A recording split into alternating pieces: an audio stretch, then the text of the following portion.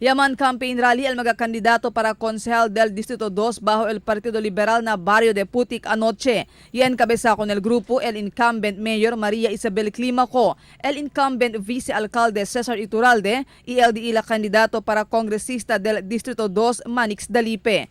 Igual na otro mga political rally del grupo, ya kada centro del discurso del alcalde el asunto del 9 mga proyecto que ta propone implementa el su administración pero no hay aproba el mga konsehales del contrapartido de ila.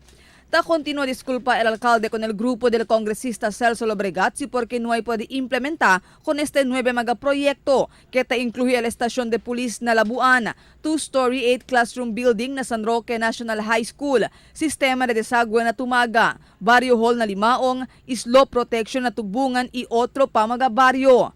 El día de mga concejales, ustedes se vota para representar con el ciudad de Zamboanga.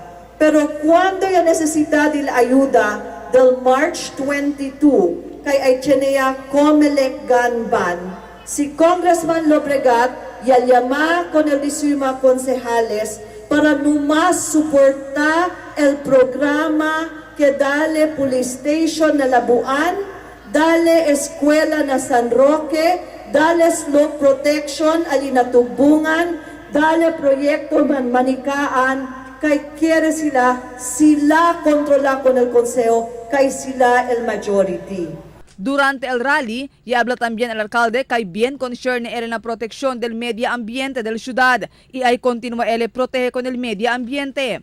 Razón según si porque ya para él duro contra con el mining activity na barrio de Vitali. En conexión con este, ya se también sale el alcalde su sentido contra con Consel BG Gingona quien tiene según que hace con la actividad de mina na mencionado barrio.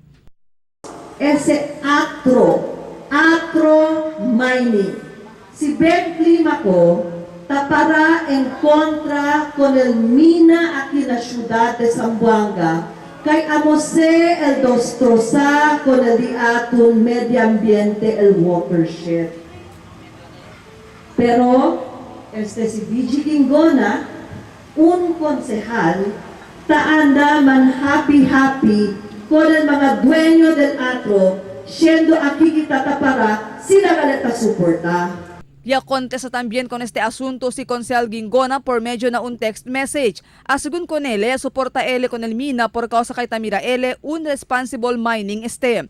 Ay por según este dale empleo con mga vivientes del Vitali y ay contribuhin na ekonomiya ambos del gobierno lokal y nasyonal. Yaman challenge pa si Gingona con el alcalde para no mas compra mga produkto siya ni iron component si hindi agat este ta suporta na mina.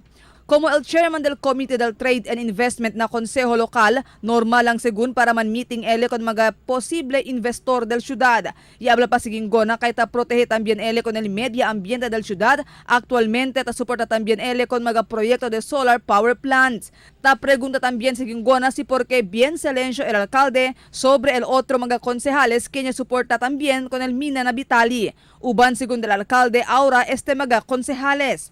Tiene según resolución el Consejo Local donde estipulado si quien del mga concejales ella soporta con el mina na Vitali. Mientras tanto, ya se también en grande el vicealcalde Iturralde con el mga acontecimiento del alcalde. Según Iturralde, mucho cosa puede hacer el alcalde para el bien del ciudad, pero silencio lang este trabaja. Y habla si Iturralde y escogí él para sale na Partido de Labanang Demokratikong Pilipino, donde chairman el congresista Celso Lobregat y manjunto na grupo del alcalde na Partido Liberal, siendo ta creele que el mga programa y plataforma del Partido Liberal amo el puede liba na buen dirección con el ciudad.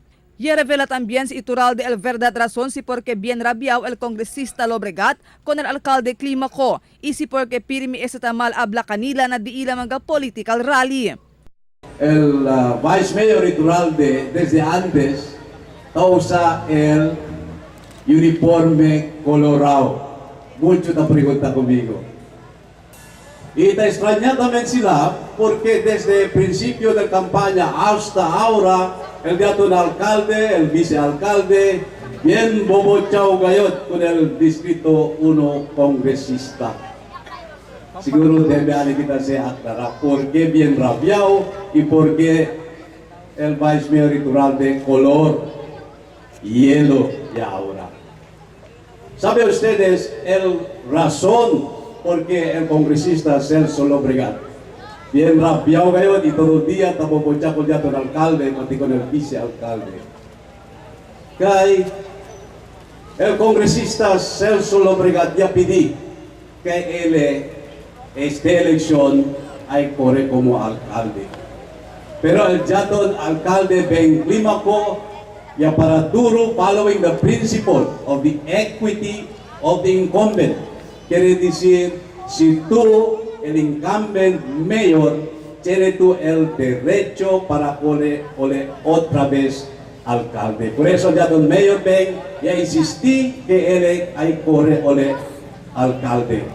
Y por causa de esa razón, el ya don congresista Lobregat, que no hay conformar ya don alcalde, corre otro puesto como congresista, bien rabiado el congresista Celso Lobregat, y hasta ahora firme tapobocha ganamos dos. Ese también es la razón, porque yo, o sea, el color hielo, yo cree, indelang el talento, habilidad del alcalde Ben Climaco, y también el derecho, following the principle of the equity of the incumbent, por Mayor Ben Climaco to run for second term, including the third term. Ya hace claro otra vez el Partido Liberal ka hindi sila el una tamete. Sino ta contesta lang sila kung mga alegasyon tabuta kontra kanila el otro grupo.